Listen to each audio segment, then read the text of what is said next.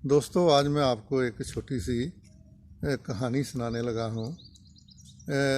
उस कहानी सुनाने में मेरा उद्देश्य है कि परिचय बड़ा आवश्यक है।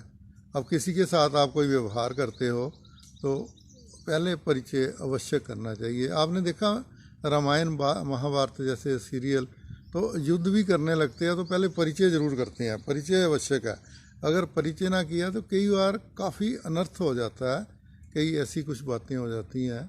तो हम भी जिन संस्थाओं से जुड़े रहते हैं, आप में से भी काफ़ी लोग होंगे कि वहाँ जब हम जाते हैं तो पहले वो कहते हैं अपना परिचय कराओ।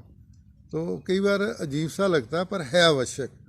तो रुस्तम कहानी इस प्रकार है कि ईरान का एक बहुत बड़ा योद्धा था।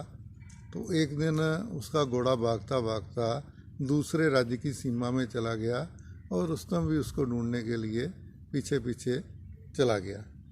अब उस राज्य के राजा को जब पता चला कि दुनिया का महान योद्धा रुस्तम हमारे राज्य में आया है, तो राजा ने रुस्तम को अपने महल में बुला लिया और उसका आदर सत्कार किया और उसकी मेहमान नवाजी की और कहा कि आप जहाँ रुकिए, हम आपके घोड़े को ढूंढ देंगे। तो रुस्तम ना कर सका, वहाँ ठहरा। और इसी दौरान राजा की जो राजकुमारी थी वो रुस्तम को देखकर काफ़ी प्रभावित हुई। फलस्वरूप वो उससे प्रेम करने लगी और उसके साथ ही रहने लगी। अब जितने दिन रुस्तम वहाँ मेहमान नवाजी में रहा तो वो लड़की, वो जो प्रिंसेस थी, रुस्तम के साथ रही। अब रुस्तम का घोड़ा भी मिल गया और समय भी काफ़ी हो गया, तो रुस्तम ने कहा कि अब तो मैं वापस जाऊंगा। अब जब वापस जाने की बात आई तो राजकुमारी ने उसको बताया कि रुस्तम, मैं तुम्हारे बच्चे की माँ बनने वाली हूँ। तो रुस्तम तो कर्मवीर था, उसने तो अपनी वापस जाना ही था। तो पर किंतु इतना ज़रूर रुस्तम ने कह दिया कि ये लो, मैं आपको निशानी दे देता हूँ, ये हीरे की पिन है। अगर बेटी हुई तो उसके बालों में ये पिन लगा देना, हीरे की पिन लगा देना। अगर बेटा हुआ तो ये तावीज़ है और ये उसकी बाजू में बांध देना। तो यही मैं इस समय निशानी दे सकता हूँ। ये कहकर रुस्तम चला गया। अब काफ़ी वर्ष बीत गए। अब रुस्तम इसी दौरान पीछे राजकुमारी को एक बेटा हुआ जिसका नाम उसने सोहराब रखा। अब इस प्रकार काफ़ी वर्ष बीत गए। सोहराब भी अपने बाप की तरह काफ़ी होनहार, प्रभावशाली योद्धा, समझदार, ऐसा शूरवीर निकला और उसकी भी जो आन बान शान थी वो सारे इलाके में फैलनी शुरू हो गई। तो रानी ने उसको ये तो बता दिया था कि तुम रुस्तम के बेटे हो, किंतु वो कभी मिले नहीं थे। अब ऐसे हुआ कि काफ़ी लड़ाइयाँ होती रहती थी। तो फिर एक फाइनल लड़ाई ईरान और तुरान में होने वाली थी। अब मज़े की बात थी, ईरान की तरफ से रुस्तम सेनापति था और तुरान की तरफ से सोहराब सेनापति था। युद्ध के मैदान में ऐसा डिसाइड हुआ कि दोनों सेनापति आपस में लड़ लें, जो जीत जाएगा उसी की सेना को जीता हुआ माना जाएगा।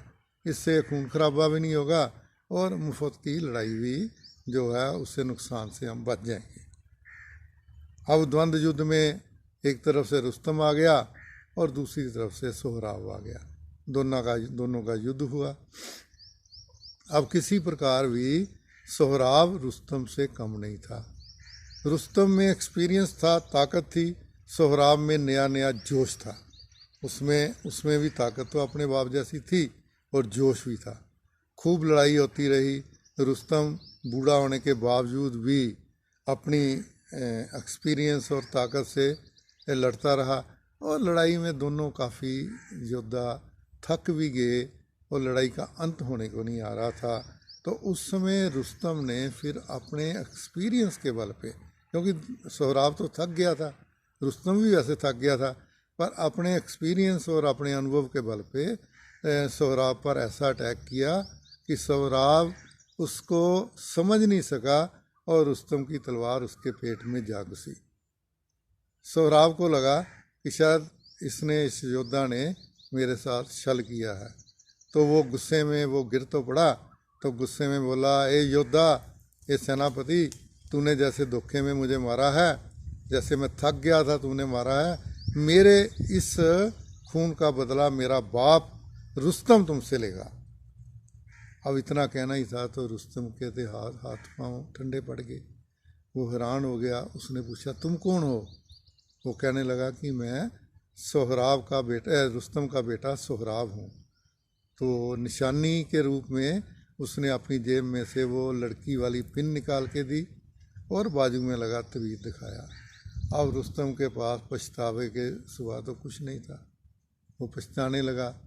वो सोचने लगा कि अगर मैंने इसके साथ पहले परिचय कर लिया होता तो शायद इसकी जान बच जाती, हमारे देशों में कोई ना कोई आपस में संधि हो जाती।